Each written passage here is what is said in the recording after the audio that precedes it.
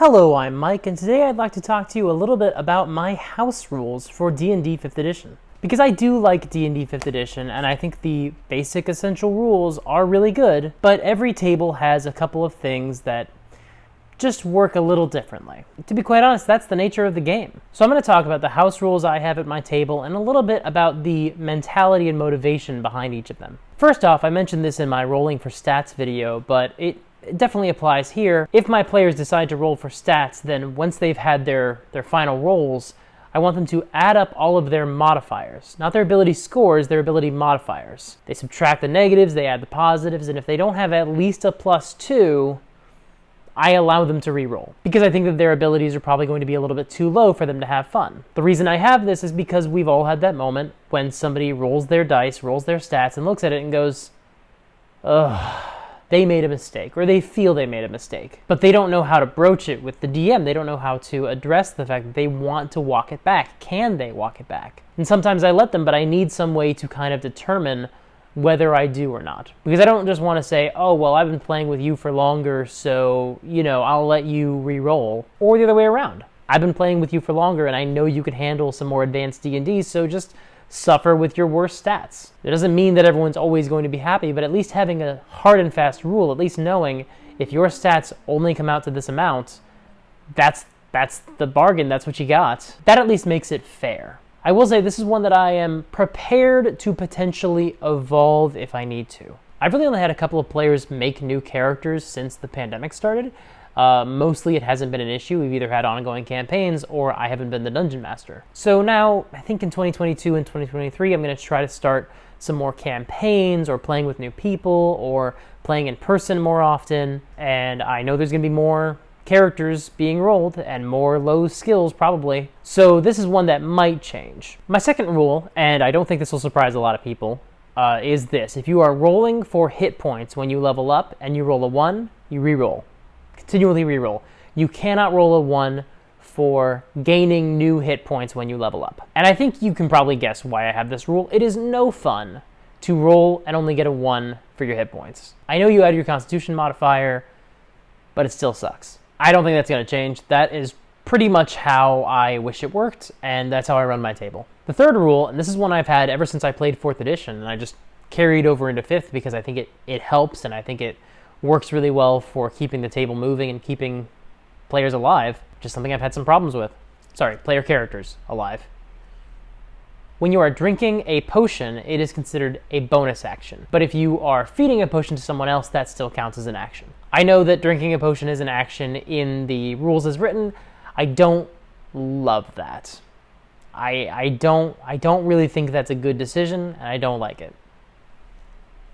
Should be an object interaction. I don't know why they did that.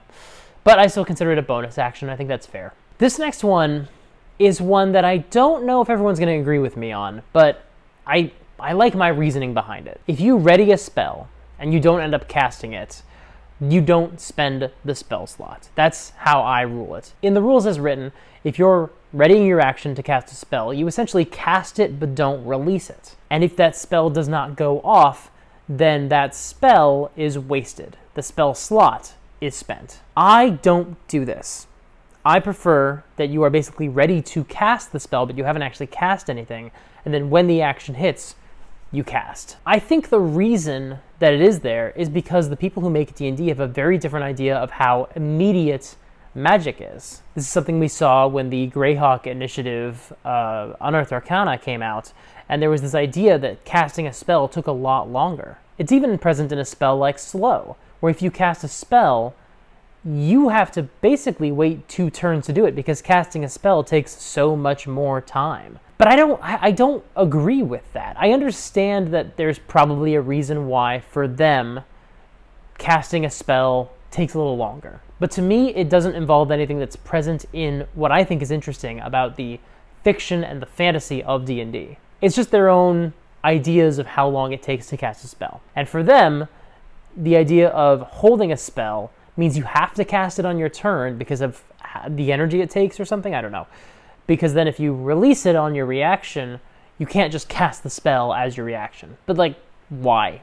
I don't know. I don't agree with that. It's in their interpretation. It's how they think the magic works. It's their system. Fine. I don't agree with it, so I don't do it. Next, let's talk about inspiration, because I gave it out a lot. And so I have a rule that you can totally have more than one inspiration point at a time. I'm not talking about bardic inspiration, I'm talking about the points of inspiration, which should have had a different name. Story points or something, I don't know. But I hand them out a lot, and I like to hand them out. I think it's a really good way to encourage players getting more engaged with the things I want them to try to do at the table, more creative things or more role-playing, things like that. So I give them out a lot, and I say, yeah, you can totally have more than one. I don't care about that. It's up to you to track how many you have. And I think next one is a pretty common one.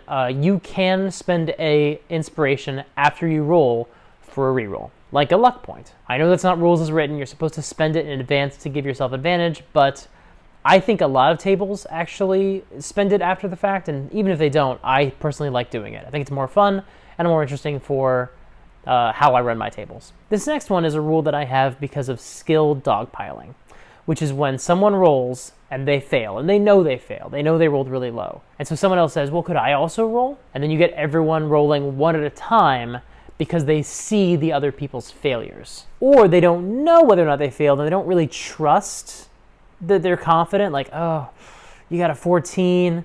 He said you didn't see any traps.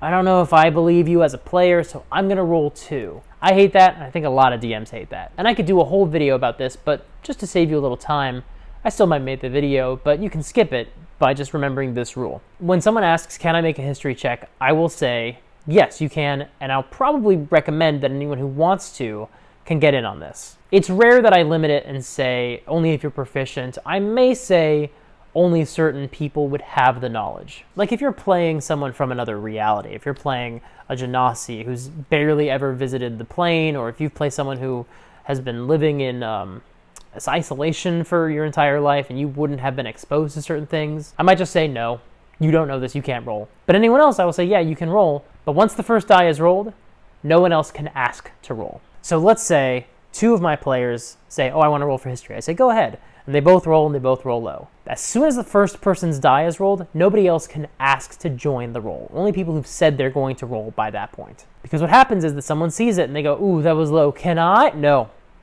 No, you can't, because you didn't say you were going to. Now, there's a couple tricks that you need to do to make sure that this works, and like I said, I'll do a video about this. But it mainly involves making sure you have a little bit of time in between someone asking to roll and the actual roll happening. Just enough time that everyone knows what's happening and has a chance to decide whether they want to join or not before they know whether someone succeeded or not. It's my approach to skill dogpiling. It works really well, and I will give a little bit of grace early in a game, early in a campaign. I'll say, well, I normally wouldn't allow this, but I'm going to let you do it, but just know that ordinarily I don't. And then after a couple of sessions, I basically cut it off. That can't happen again, because you've been playing with me long enough, you should know by the 3rd or 4th session, or the 3rd or 4th time it happens, which may not be every session. This next one is so specific. It came about entirely because of what was happening at my table at a game that I started running late 2021, where someone cast the grease spell, and then someone else decided to try to set it on fire, and I was like, yeah, sure, that sounds fine, that sounds fun. And then it became their default move. And I like it, I think it's a lot of fun, but we basically had to decide some rules to not make this first level spell ridiculously powerful. So at first level, grease works like it does in the rules as written, where it is not flammable. This has been cleared up online by the creators of the game. And I think that's a good decision because, again, it's a first level spell. But if you cast it at 2nd level, I rule that it still burns away like a web spell. It just doesn't last. It burns once and then moves on. If you cast it at 3rd level, it does remain. It does stay this square of burning area for as long as the grease spell lasts. Again, this is one that I might still tinker with. This is a game where the characters don't even have 3rd level spells yet. So once they get to that point, we'll decide if that's too overpowered or not. But I like it. I think it's fun. It makes for really interesting battles, and I so far haven't had a big problem with it, aside from how often they used it early on by just throwing a torch down. And again, I think that the casting it at different levels helps solve that problem. Now, while we're on the subject of rules about specific spells, let's talk about Thunderwave. Thunderwave, as written, is meant to be described as this. You cast a spell, and at some point on the border is where you are.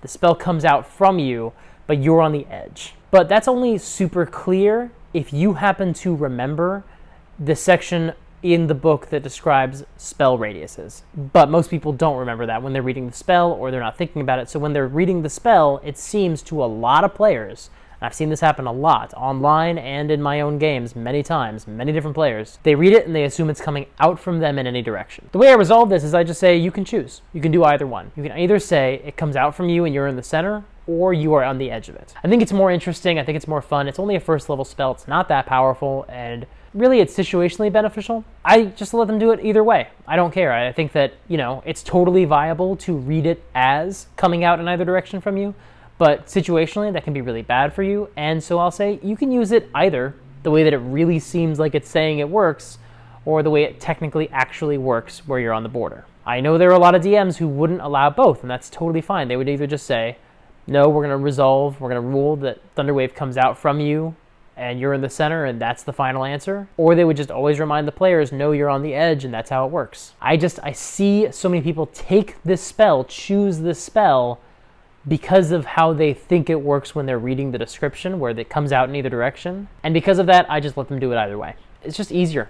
These next two are really only applicable when you're playing in person. I don't allow floor rolls, no matter what you rolled, if it's on the floor or if it's on some surface that is not the table that you're rolling on, reroll. And if you drop the die not on purpose, if it wasn't the deliberate roll, please reroll. Pretty simple, pretty standard. I think those are pretty common at D&D tables, at least from what I've seen. And the last rule, and this drives so many of the decisions that I make at the table. I will almost always be willing to let my players do cool stuff that has nothing to do with the rules, that's completely outside of what they could theoretically do, if they're willing to spend a resource to do it. That could be spending inspiration, or spending bardic inspiration, or spending an action surge, maybe even spending a hit die. It's whatever best suits the situation, and I think I'll do a whole other video about this because it's a big topic, but I find that if someone wants to do something and I think it's cool, a really nice compromise, rather than trying to figure out, is it possible, is it legal, I'll say, what can they spend? What can they use as a resource? Let them spend it, and then they get to do the cool stuff. Because, that's just kind of how I think about D&D, and that's how I run a lot of my games. Thank you so much for watching. If you enjoyed this video, please hit the like button, and if you want to see more like it, hit the subscribe button. I have new videos every Monday and Thursday. And if you want to see them as soon as they come out, hit the bell to be notified as soon as they drop. If you want to hang out in between these videos, I have a Discord server for this channel. The link is in the description below. Come check it out. It is a lot of fun. Thank you so much for watching, and until next time, play fair and have fun.